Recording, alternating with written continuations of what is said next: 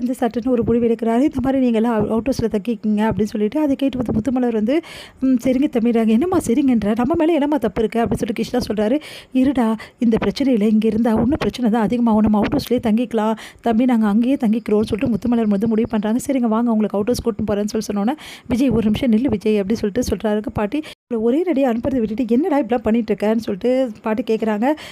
இருங்க பாட்டி பார்த்துக்கலாம் அப்படின்னு சொல்லிட்டு நீங்கள் வாங்க அப்படின்னு சொல்லிட்டு, இதான் அவுட் ஹவுஸ், இருந்தாங்க சாவி, உள்ளே போய் இருங்க, க்ளீன் ஏதாவது இருந்ததுன்னா ஆரம்பிச்சு விட்றேன், பரவாயில்ல தம்பி நாங்களே க்ளீன் பண்ணிக்கிறோம் அப்படின்னு சொல்கிறாங்க.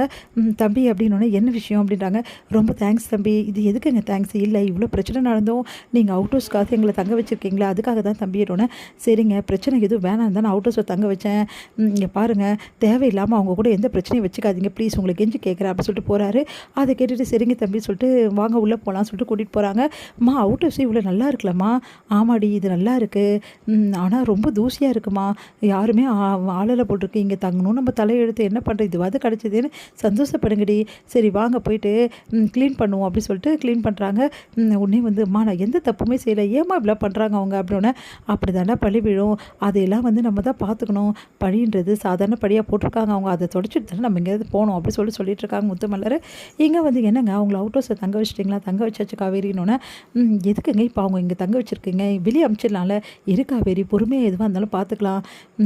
எனக்கு தெரிஞ்சு வந்து நர்மதா கிட்ட எந்த தப்புமே அந்த பையன் வந்து பண்ணலன்னு தான் தோணுது காவேரி.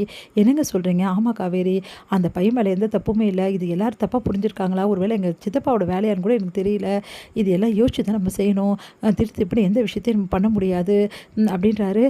சரிங்க அப்படின்றாங்க. காவேரி வந்து அச்சு தும்புறாங்க, விஜயும் அச்சு தும்புறாரு. என்ன ஆச்சு 2 பேருக்கு ஒரே டைமில் அப்படி சொல்லிட்டு, சரி காவேரி உனக்கு கோல்டாக இருக்குது, முதல்ல வந்து உனக்கு வந்து ஆவி பிடிக்கணும், வந்து ஸ்ட்ரீம் பண்ணணும் அப்படின்னு சொன்னால், அதெல்லாம் நான் பண்ண மாட்டேங்க பார், நானும் சேர்ந்து பண்ணுறேன், எனக்கும் இருக்குல்ல, அதனால் நம்ம 2 பேரும் சேர்ந்து பண்ணலாம் அப்படின்னு சொல்லிட்டு 2 பேரும் ஸ்ட்ரீம் பண்ணுறாங்க.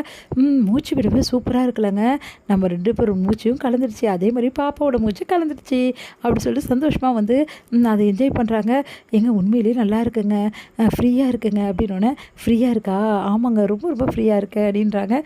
இப்போ தான் நல்லா இருக்கீங்க பாரு காவேரி, ரொம்ப நேரம் தண்ணியில் நிற்கிறது, அதே மாதிரி நனையிறது அதெல்லாம் பண்ணக்கூடாது சரியா, வெளியே பயங்கரமாக வந்து பனி பெய்யுது, அதனால் எங்கேயும் நீ போகக்கூடாது, பாப்பா பார்த்துக்கணும்ல அப்படின்னோடனே, சரிங்க அப்படின்றாங்க. சரிங்க ஆஃபீஸில் ஏதோ பிரச்சனை மாதிரி இருக்குங்க, என்ன சொல்கிற காவேரி, எனக்கு என்னமோ அப்படி தான் தோணுது, ஏன்னா ஆஃபீஸ் ஸ்டாஃப்லாம் நம்மக்கிட்ட ஏதோ பேச வந்தாங்க, ஆனால் நம்ம பேசாமே வந்துட்டோம், இந்த பிரச்சனையில் ஆஃபீஸை கவனிக்கவே முடியலங்க, நாளைக்கு முதல் வேலை என்ன பிரச்சனை ஏது பிரச்சனை கேட்கணும் காவேரி, பிரச்சனைலாம் எதுவும் இருக்காது காவேரி, எனக்கு என்னமோ அப்படி தாங்க மனசு தோணுது, முதல் வேலை நாளைக்கு காலை ஆஃபீஸ் கிளம்பணும் அப்படின்னு. சரி காவேரி பார்த்துக்கலாம் அப்படின்றாங்க. அடுத்தலாம் வந்து ஆஃபீஸில் ஸ்டாஃப் எல்லாமே வந்து வேலை செய்யாமல் நின்றுட்டுருக்காங்க. அதை பார்த்து விஜயும் காவேரி அதிர்ச்சி அடைகிறாங்க. என்னாச்சு ஏன் வேலை செய்யாமல் நின்றுட்டுருக்கீங்கன்னொன்னே, சார் அது வந்து சார் இதுக்கப்புறம் எந்த சைட்லேயும் வேலை நடக்காது சார். என்ன சொல்கிறீங்க, வேலை நடக்க? ஆமாம் சார், ஆல்ரெடியே வந்து இந்த மாதிரி ப்ராப்ளம் இருக்குதுன்னு சொல்லிட்டு எல்லா ப்ராப்ளத்தையும் வந்து ஸ்டாஃப் வந்து சொல்கிறாங்க. அதை கேட்டு விஜய் பயங்கரமாக அதிர்ச்சி அடைய, என்கிட்ட ஏன் முன்னே சொல்ல சார், நீங்கள் ஆஃபீஸ்க்கு சரியாக வர்றதில்ல, ஃபோன் பண்ணாலும் எடுக்க மாட்டேங்கிறீங்க, நேற்றும் வந்தீங்க எல்லாத்தையும் சொல்லலாம்னு நினச்சோம், ஆனால் நீங்கள் வீட்டுக்கு போயிட்டீங்க சார், நாங்கள் என்ன சார் பண்ண முடியும்னு, இவ்வளோ பிரச்சனை நடந்திருக்கு, இந்த மாதிரி கேர்லெஸ்ஸாக இருந்திருக்கீங்க, நம்ம எல்லாருக்கும் எவ்வளோ கரெக்டான ஆர்டர்லாம் கரெக்டாக பண்ணிட்டு இருந்தோம், இந்த மாதிரி நடக்குது சார், என்ன பண்ணுறதுன்னு எங்களுக்கும் ஒன்றும் புரியல சார் அப்படின்னோடனே, காவேரி பார்த்தியா அப்படி நடந்திருக்குன்னு, அதாங்க எனக்கும் ஒன்றும் புரியல, சரி இந்த பிரச்சனைலாம் வந்து சால்வ் பண்ணணும், வேறு வழியே கிடையாது, ஒன்று நம்ம சால்வ் பண்ணி ஆகணும், இவ்வளோ ப்ராப்ளம் கிரியேட் பண்ணியிருக்காங்க அப்படின்னு சொல்லிட்டு விஜய் வந்து டென்ஷன் ஆகிறாரு. எங்க நீங்கள் டென்ஷன் ஆகாதீங்க, நான் பார்த்துக்கிறேங்க காவேரி, இந்த நிலைமை நீ வந்து பார்த்துக்க வேணாம் காவேரி, நீ ஏன் கேரிங்காக இருக்க, இந்த டைமில் சைட் பீஸ்லாம் போக முடியாது, நீ இங்கே இல்லைங்க நானும் வரேன், தனியாக எப்படி ஹேண்டில் பண்ணுவீங்க, நான் பார்த்துக்கிறேன் காவேரி அப்படி சொல்லிட்டு விஜய் போகிறாரு. அதை பார்த்து காவேரி மனசு கஷ்டப்படுறாங்க.